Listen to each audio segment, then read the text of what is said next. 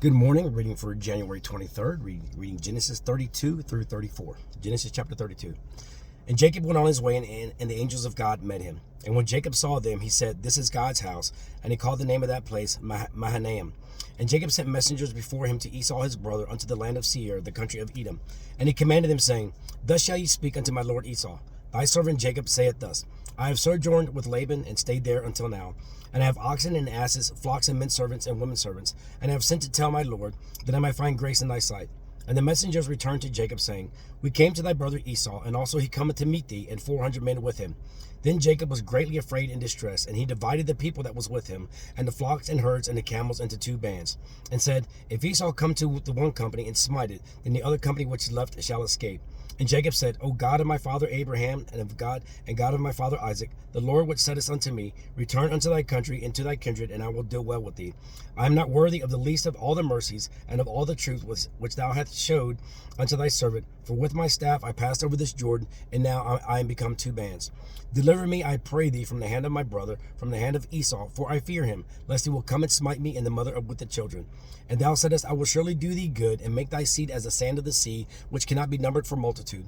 And he lodged there that same night, and took of that which came to his hand a present for Esau his brother, 200 she-goats and 20 he-goats, 200 ewes and 20 rams, 30 milch camels with their colts, 40 kine and 10 bulls, 20 she-asses and 10 foals.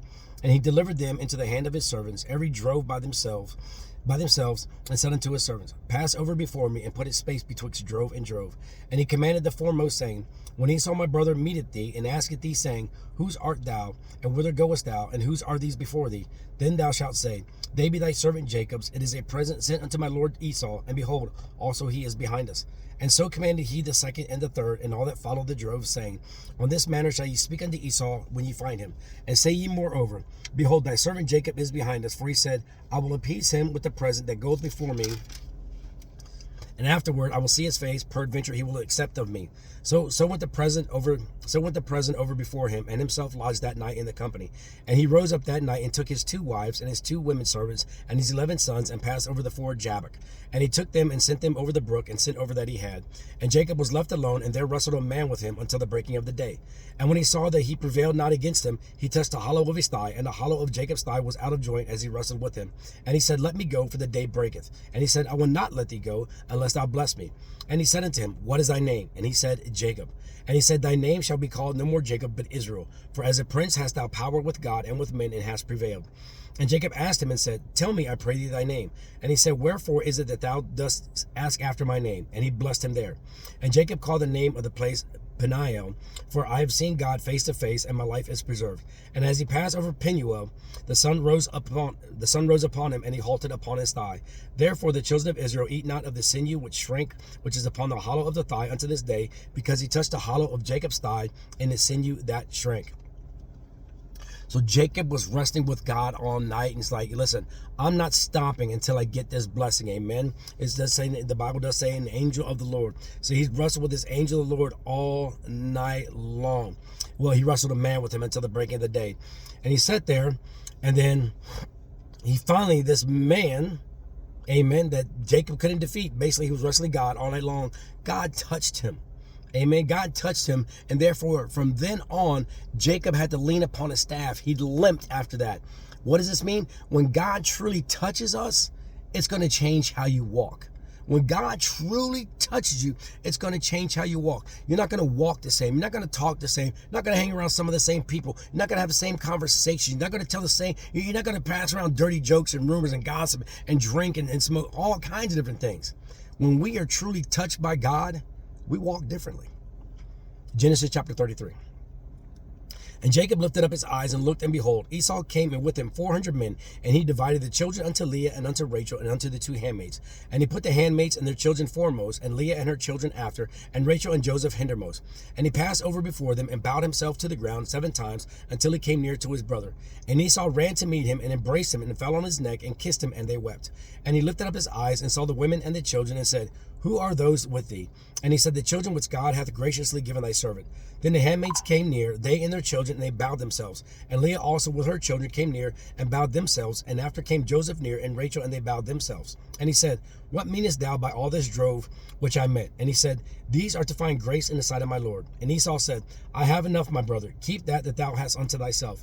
And Jacob said, nay, I pray thee, if now I have found grace in thy sight, then receive my present at my hand. For therefore I have seen thy face, as though I had seen the face of God, and thou wast pleased with me. Take, I pray thee, my blessing that is brought to thee, because God hath dealt graciously with me, and because I have enough. And he urged him, and he took it. And he said, let us take our journey, and let us go, and I will go before thee. And he said unto him, my Lord, knoweth that the children are tender, and the flocks and herds with young are with me. And if men should overdrive them one day, all the flock will die. Let my Lord, I pray thee, pass over before a servant, and I will lead on softly according as the cattle that goeth before me, and the children be able to endure, until I come unto my Lord unto Seir. And Esau said, let me now leave with thee some of the folk that are with me. And he said, what needeth it? Let me find grace in the sight of my Lord. So Esau returned that day on his way unto Seir, and Jacob journeyed to Succoth, and built him an house, and made booths for his cattle. Therefore the name of the place is called Succoth. And Jacob came to Shalem, a city of Shechem, which is in the land of Canaan, when he came from Padanaram, and pitched his tent before the city. And he bought a parcel of a field which he had spread his tent at the hand of the children of Hamor, Shechem's father, for 100 pieces of money. So Jacob comes, he comes with gifts. Esau's like, nah, I can't do this, anything like that. But in verse number 11, take, I pray thee, my blessing that is brought to thee. He's like, please take this gift that I'm giving you. And as my mother used to tell me, when someone tries to give you something, as long as it's according to God's will and it's not something evil or anything like that, don't rob them of their blessing. Someone's trying to give you something, $1, $5, whatever it is, they're trying to give you a ride. Oh, no, I'm good. We are robbing those people of their blessing. That's why Jacob said, or Israel now said, take, I pray thee, my blessing that is brought to thee. Amen. We have to be more than gracious sometimes. Genesis chapter 34. And Dinah, the daughter of Leah, which she bare unto Jacob, went out to see the daughters of the land. And when Shechem, the son of Hamor, the Hivite, prince of the country, saw her, he took her and lay with her and defiled her. And his soul clave unto Dinah, the daughter of Jacob, and he loved the damsel and spake kindly unto the damsel. And Shechem spake unto his father Hamor, saying, get me this damsel to wife. And Jacob heard that he had defiled Dinah his daughter. Now his sons were with his cattle in the field. And Jacob held his peace until they were come. And Hamor, the father of Shechem, went out unto Jacob to commune with him. And the sons of Jacob came out of the field when they heard it, and the men were grieved. And they were very wroth, because he had wrought folly in Israel, in lying with Jacob's daughter, which thing ought not to be done. And Hamor communed with them, saying, the soul of my son Shechem longeth for your daughter. I pray you, give her him to wife, and make ye marriages with us, and give your daughters unto us, and take our daughters unto you. And ye shall dwell with us, and the land shall be before you. Dwell and trade ye therein, and get you possessions therein. And Shechem said unto her father and unto her brethren, let me find grace in your eyes, and what ye shall say unto me I will give. Ask me never so much dowry and gift, and I will give according as ye shall say unto me, but give me the damsel to wife. And the sons of Jacob answered Shechem and Hamor's father deceitfully, and said, because he had defiled their sister. And they said unto them, we cannot do this thing, to give our sister to one that is uncircumcised, for that were a reproach unto us. But in this will we consent unto you, if ye will be as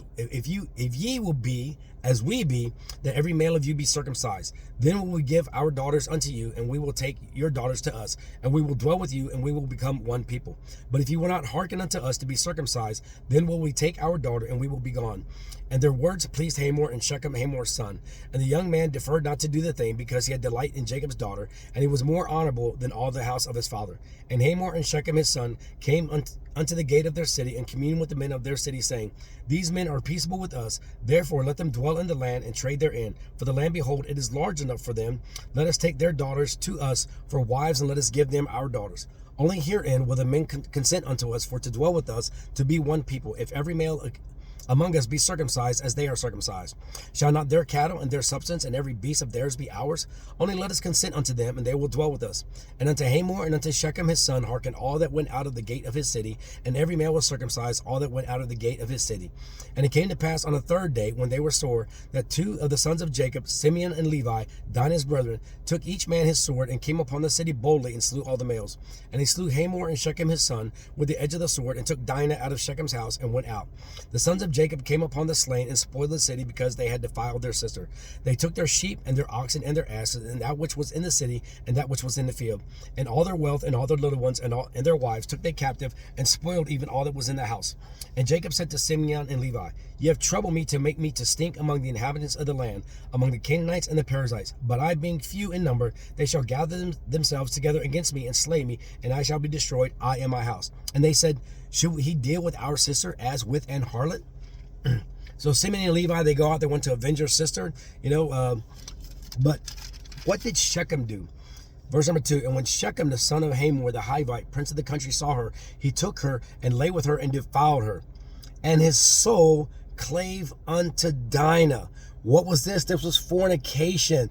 And now there's a soul tie that has been formed. Sometimes people's marriages don't work out. Why? Because they have former soul ties that haven't been broken because of unnatural things that weren't supposed to be done. So therefore, somebody tries to go into a covenant marriage, but with an unbroken soul tie. Unbroken soul ties, ungodly soul ties have to be broken across every single form. Amen. My best friend, we had done some bad things. I didn't have to break off with my best friend, but I had to break the ungodly soul ties that were formed in the things that we were doing that weren't godly. Amen. Then Simeon and Levi, they say, hey, be circumcised, be like us. We'll let your daughters marry our sons and vice versa. But it was not so. They did that deceitfully because they knew those guys are going to be sore in a couple of days. So therefore, we're going to be able to avenge our sister. January 23rd. Amen.